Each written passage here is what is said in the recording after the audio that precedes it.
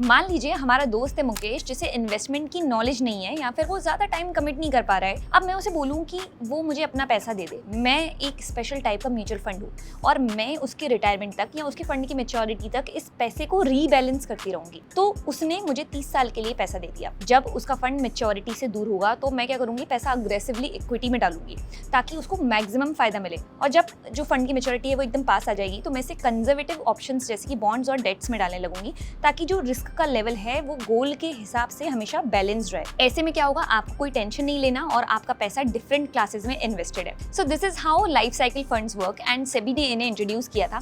इसमें यूज होता है ग्लाइड पाथ, जो कि ऑटोमेटेड प्रोसेस है। फंड मैनेजर्स इसे यूज करते हैं। ये प्रोसेस करता क्या है, जैसे जैसे मेच्योरिटी डेट पास आती है एलोकेशन जो है वो चेंज करता रहता है।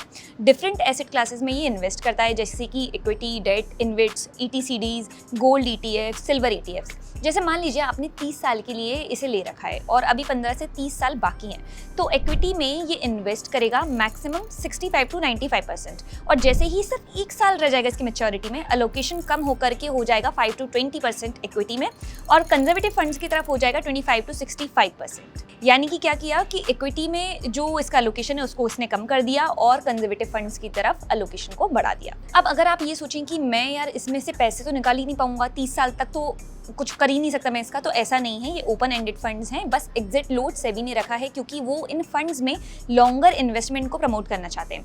तो अगर आप 1 साल में एग्जिट करते हो तो एग्जिट लोड रहेगा 3%, 2 साल में 2% और 3 साल में 1%। 3 साल के बाद यहाँ पर किसी भी तरह का एग्जिट लोड नहीं है। अब ऐसा इसलिए है क्योंकि ये फंड शॉर्ट टर्म गोल्स के लिए बने ही नहीं हैं, ये सूटेबल हैं लॉन्गर आपके जो गोल्स हैं उनके लिए। लेकिन बस कुछ बातों का यहाँ पर आपको ध्यान रखना होगा। शॉर्ट टर्म गोल्स जैसे कि ये फंड्स नहीं काम करते उन पर। यहाँ आप फंड को बियॉन्ड द प्लान इंस्ट्रक्ट नहीं कर सकते कि मार्केट अच्छा परफॉर्म कर रहा है तो आप सोचो कि इक्विटी हैवी कर लो, ये नहीं हो सकता।